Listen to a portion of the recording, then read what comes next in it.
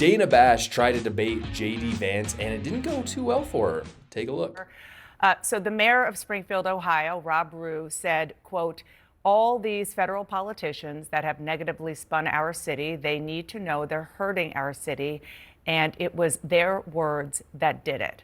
Before Donald Trump talked about eating dogs and cats on a debate stage, it was you, Senator, who first elevated this baseless rumor.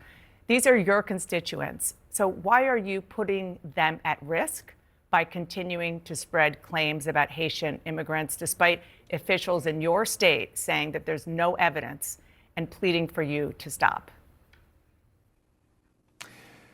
Well, Dana, first of all, what's putting the residents of Springfield at risk, which was a town completely ignored by the American media until Donald Trump and I started surfacing some of these concerns, is that they can't afford housing, they can't afford health care. The schools have been overwhelmed, the hospitals have been overwhelmed, and they're overwhelmed because Kamala Harris allowed 20,000 Haitian migrants to get dropped into a small Ohio town of about 40,000 people, and it's completely overwhelmed the services. Now, you ask, why have I talked about some of the things that I've been talking about? Let me just say this. My constituents have brought approximately a dozen separate concerns to me. 10 of them are verifiable and confirmable, and a couple of them I talk about because my constituents are telling me firsthand that they're seeing these things. So I have two options, Dana. I can ignore them, which is what the American media has done for years to this community, or I can actually talk about what people are telling me. And of course, many of the things that the media says are completely baseless have since been confirmed. For example, I was told, Dana, that by the American media, that it was baseless that migrants were capturing the geese from the local park pond and eating them. And yet there are 911 calls from well before this ever became a viral sensation of people complaining about that exact thing happening. So my attitude is listen to my constituents. Sometimes they're going to say things that people don't like, but they're saying things that people don't like because their town has been overwhelmed, and it's my job to try to fight for them and to protect them. Kamala Harris opened the border, and now these people are suffering. That's what I'm focused on, Dana. Senator. So I have a second clip of the interview that I'll play in just a moment, but I want to respond to this clip first. J.D. Vance is a very compelling debater, and I'm excited for the debate between him and Tim Walz for this reason. I have a kind of different perspective on the debate than maybe, and even the VP race in general, than maybe most political conservatives have, and the commentators. I think that the debate won't matter, which I think that is true for a lot of people, what they think. But at the same time, I have reason to believe that it will be a good debate because Tim Walz and J.D. Vance are both equally, in my opinion, good orators.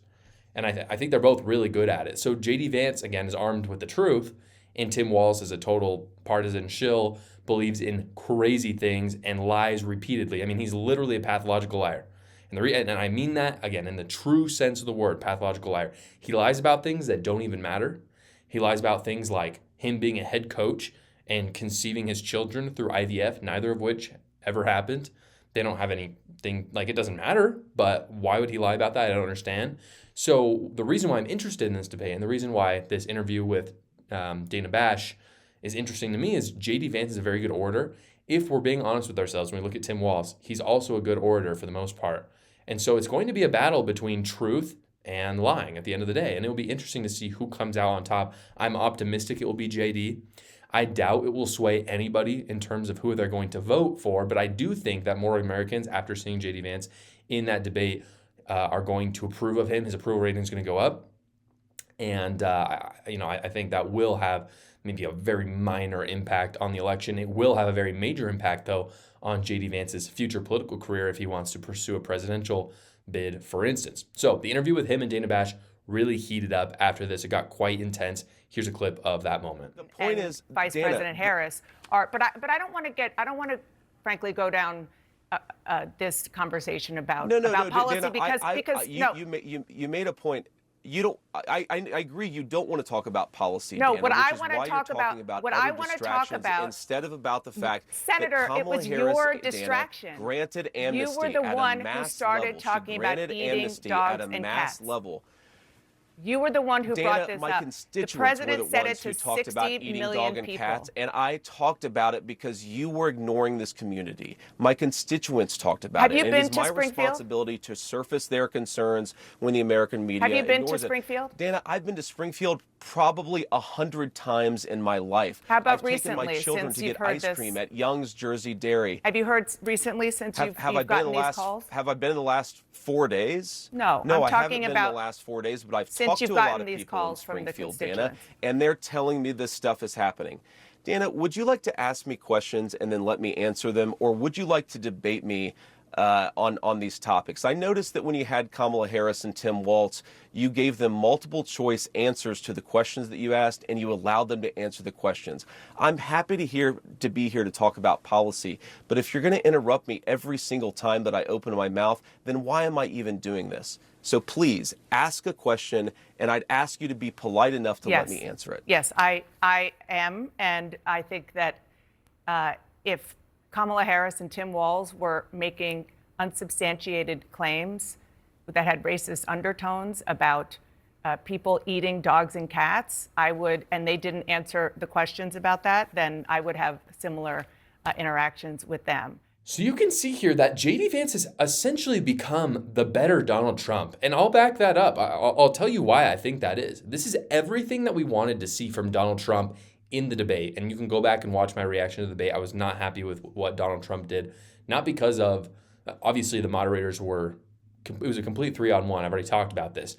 But Donald Trump ceased to become Donald Trump for a moment, where we love and knew him because he went at the media when they did stupid stuff like Dana Bash is doing in this interview right here, and he didn't do anything about it.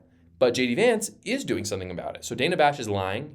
She's being a partisan shill like always, and JD Vance basically pauses the interview to call her out for it. And this is what we want from Donald Trump. We also need Donald Trump. A lot of people have criticized him for kind of, it's good to attack, but sometimes you go about it in a way that where it comes off just a little bit kind of crazy and all over the place. And so people were telling Donald Trump, be a little more calm and collected. Donald Trump did that against Joe Biden. It was very effective. He did that against Kamala Harris, but he left out the attack.